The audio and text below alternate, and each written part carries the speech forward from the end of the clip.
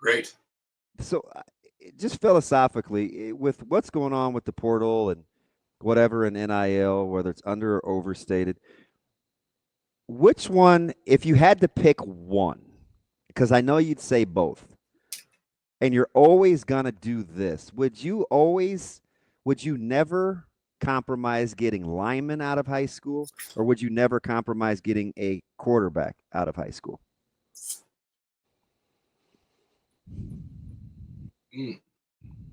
I personally. Are those the top two positions where you still have to continue to always do the high school thing, non-negotiable, first of all? No. What's another one? D-line? I would. Yeah. So the field has changed so much, okay? Because I can go now and get like a higher quality film on all kinds of players. So I don't even know if I have a ranking.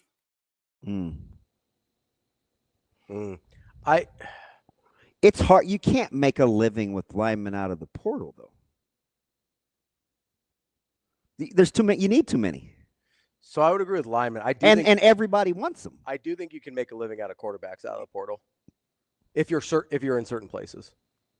Like that appears to be some people's philosophy is just go portal shopping for quarterbacks every year. Is Matt just giving me that look, or did he freeze?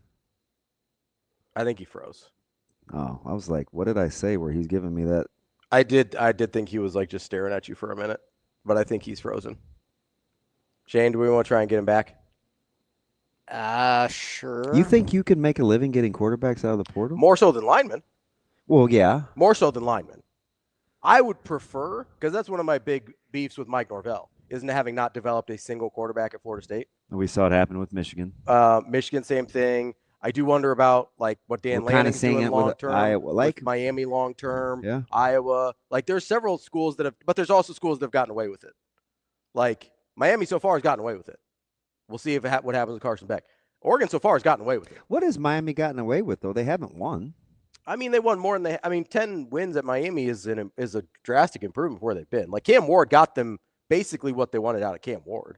Yeah. Now there wasn't other things in place to make that team better. Because I think most would tell you that they grossly underachieved.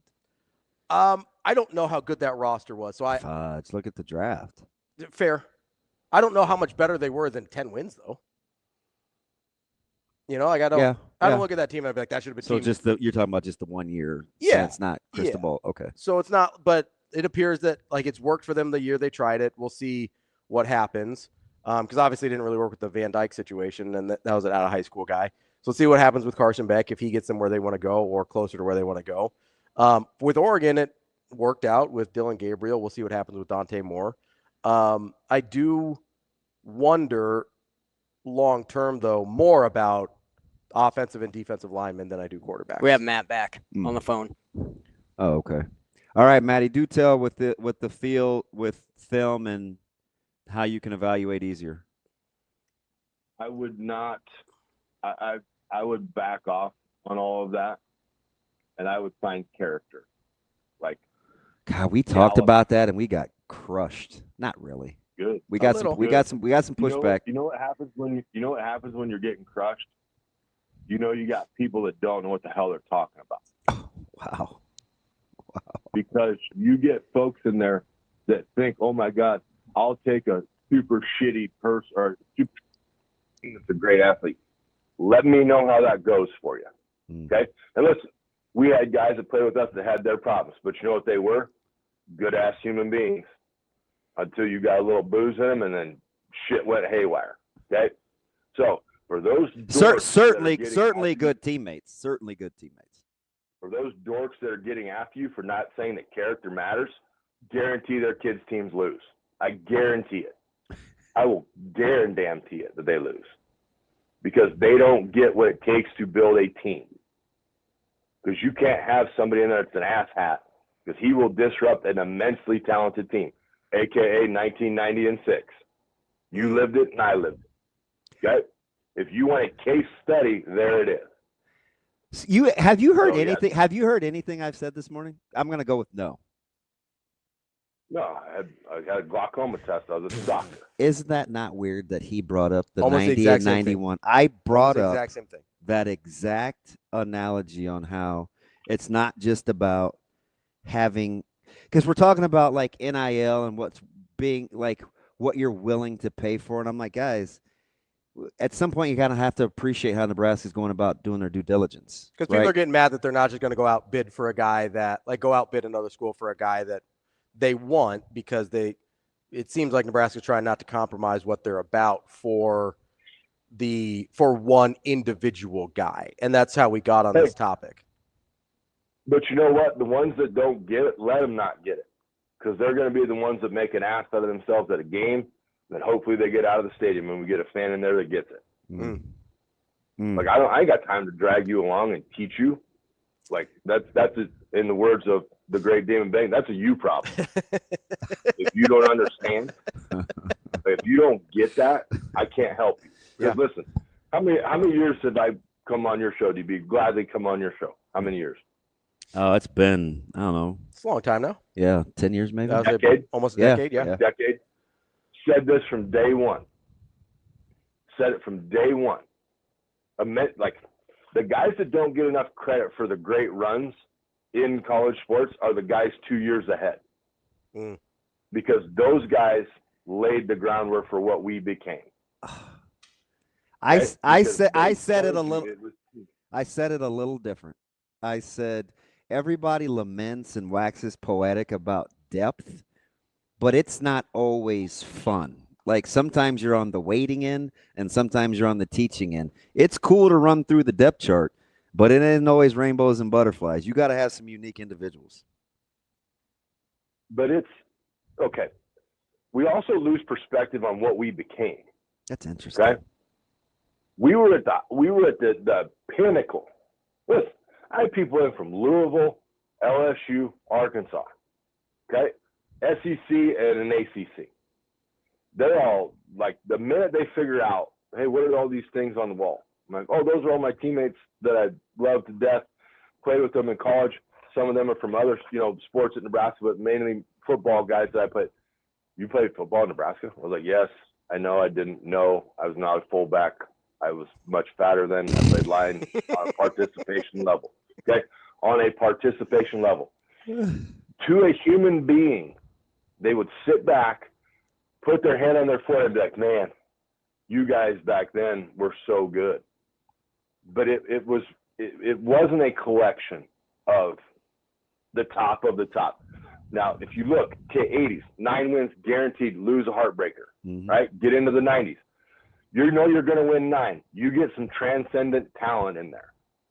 Okay? The depth is there. You just need the transcendent talent. The transcendent talent shows up. And look what happens. You have to build a culture, a core, and a structure to live by. Why do you think, and I know people get ready to roll your eyes and save me the recruiting bullshit because it's legal now, but they will say, how does Matt Turman sustain success? He's got the same shit that happens every year, and then you get transcendent talent. A Tyson Gordon, a Van Dyke, a Kaliga, right? Creighton Coley.